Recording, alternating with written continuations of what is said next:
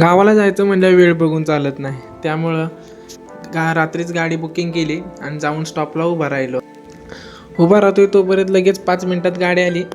गाडीत जाऊन बसलो तोपर्यंत विचार आला की जरा एक व्हिडिओ बनवूया. व्हिडिओ बनवला, परत गेलो सीटवर, निवांत झोपलो.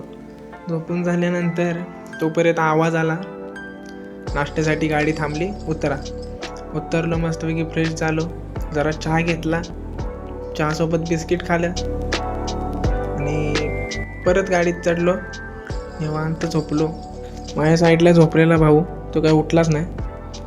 मला काय झोप लागेना. मग बसलो मोबाईल बघत. तोपर्यंत झालेली सकाळ.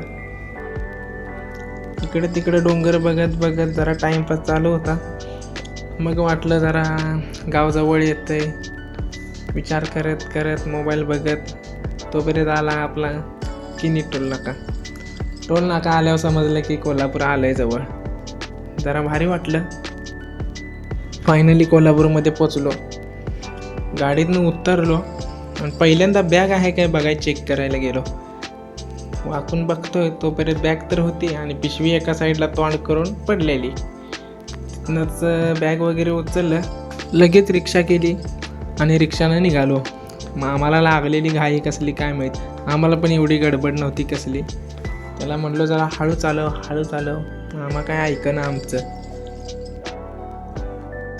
चौकात महाराजांचं दर्शन घेतलं आणि तिथून निघालो.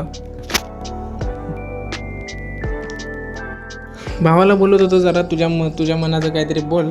खरं तो काय बोल ना, तोंडाकडे बघत बसला. बास.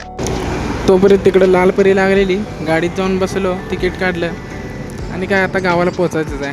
मित्रांनो, मी गावी पोहोचेपर्यंत तुम्ही चॅनल सबस्क्राईब करा आणि व्हिडिओ लाईक करा. आपण पुन्हा भेटू.